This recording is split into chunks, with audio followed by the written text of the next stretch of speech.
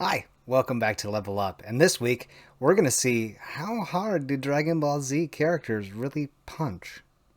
Let's get you leveled up.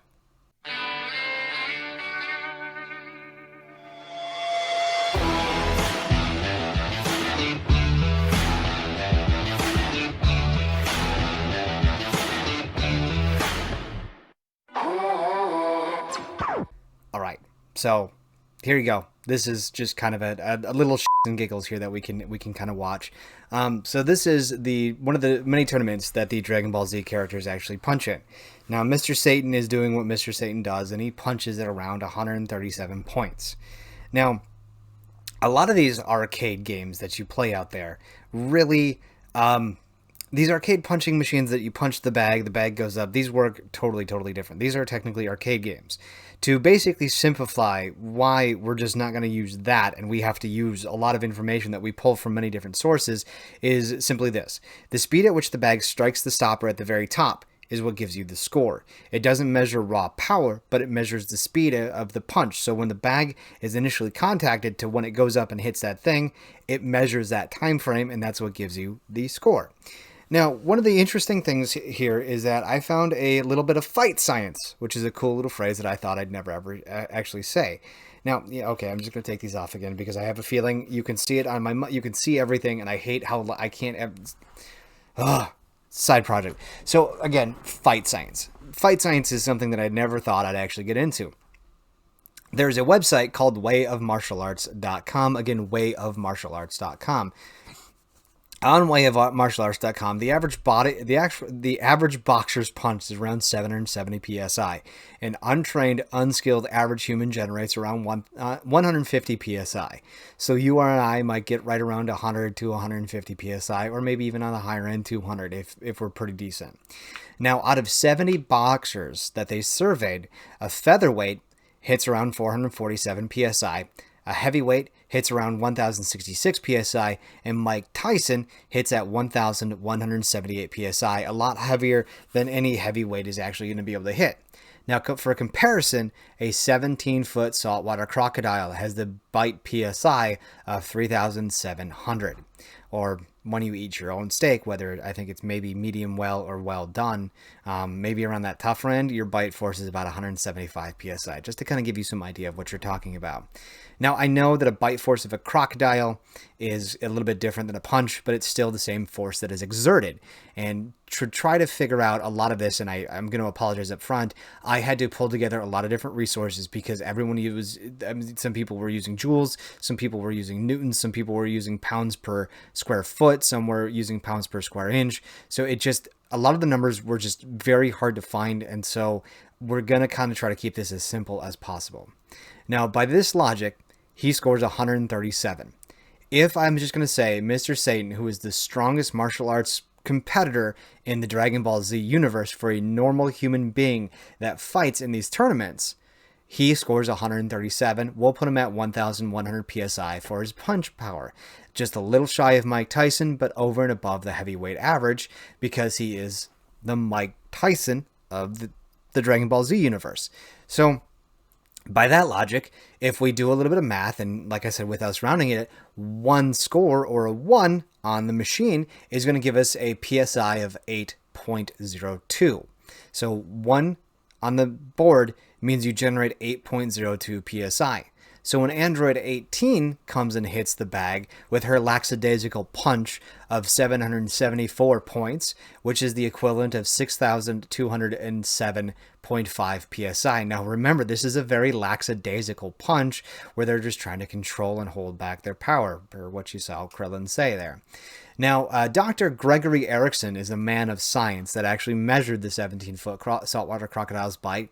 He said basically that you'd have to basically bench press a pickup to escape the jaws of the crocodile, which means that you're exerting the force of an picking up an F-150 off the ground to open the crocodile's mouth.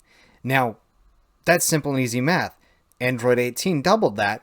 Okay, so that's 2 Ford F-150s that were exerted, the force to, bench press to go from here to here. I mean, even as you saw that motion, it was very, very quick. It was the ability to basically bench press 10,000 pounds or like 4,500 kilograms or something crazy like that. Now, this is where it gets interesting because this is where we can actually start quantifying everything now that we have all the basics out of the way to kind of help you visualize this. To bench press 45 kilograms or 100 pounds, it takes 450 newtons of force. So for that small tap that she generated the 774 points on, that is the equivalent of 45,000 newtons. To scale this into something that we can actually quantify, it's like she generated the equivalent of a 14 mile per hour or a 22.5 mile per hour or 22.5 kilometer per hour crash. So now, and this information comes to us from, I think it was, let me go ahead and check here real fast because I want to make sure I give you this information. omnicalculator.com/physics/car crash force. You can kind of input a lot of the information in there and it spits out a number. Now, I put it does ask you for your weight. I'm a 200-pound man, so I'm going to use that as the equivalent. So as a 200-pound person getting hit, because Mr. Satan is right around that 200-pound mark, and I'm assuming that Android 18, as she is an Android, might be around that 200-pound mark as well too, because of her machinery and gear work and stuff like that. That's what we're talking about. So basically a 15 mile or a 25 kilometer per hour crash is what it's generating with the force. And that is with you wearing your seatbelt. So as soon as you hit that wall and come to a sudden stop, that force that exerted upon you to move forward and to crash forward, that's what we're talking about, that force. Now, that will leave a bruise across your chest for you and leave you marked for a whole bunch of days. Now, that tap that we saw is not anything comparable to what we just saw Vegeta do. Vegeta destroys this and sent it flying. Now, according to the wiki page, they are virtually indestructible. Now, this is where things get a little bit tricky, and we're playing with some numbers here. Now, I'm assuming that's made by Capsule Core, Bulma's family thing. It's near indestructible. Capsule Core is amazing with space flight technology and just all the crazy massive inventions that they have at their disposal. Now, taking a look at its cylindrical thing, I think it's basically a pipe. Now, when doing a little bit of research about the explosions of pipes, and I may now be on an FBI's watch list, basically there's a pipe called the double extra strong wrought steel pipe, and there's a graphic that'll have displayed here for you in a second that shows you that its bursting pressure is 28,000 psi. Now, if we take a look at the machine that they use, it looks to be about a 10-inch dinner plate in size.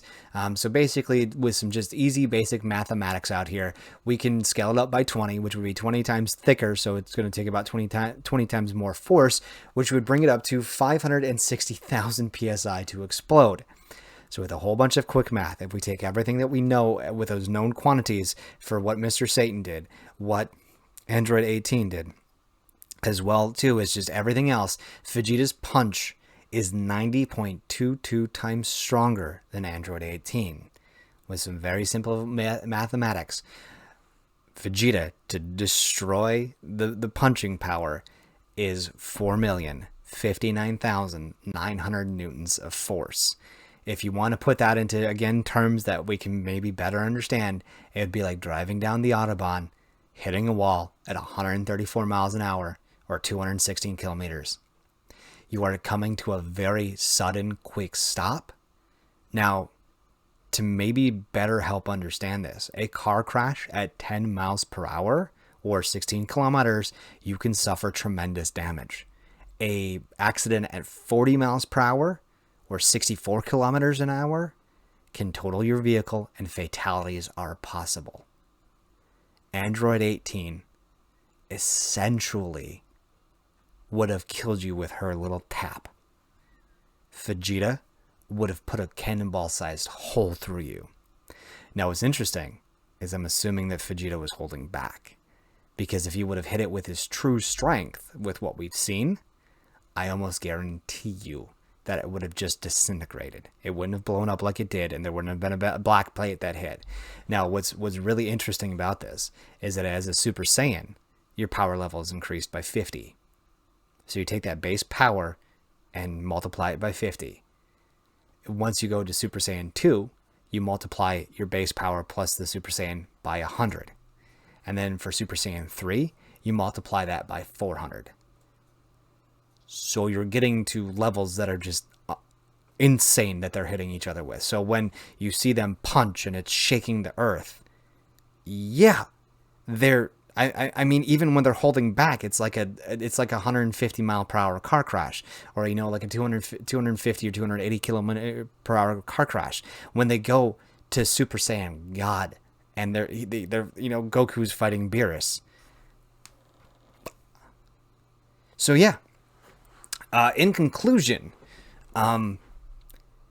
they punch like freight trains. Like this is like when you see a train coming at like 40, 50 miles per hour, and there's a car that's sitting there, or even a bus, and the train guy's like, get off the track. That's kind of what it's like getting punched by Android 18, even with that 774 tap. Is it's just going to go through you, and you are no longer going to be alive. I mean, you've seen people get smoke showed, it's a lot of power. So, in summary, Dragon Ball Z, they hit you with a lot of force. I mean, I'm still having hard times quantifying it, but you get it, right? My name's been Jared. This is Level Up. You've been leveled up. I'll see you guys on the next episode.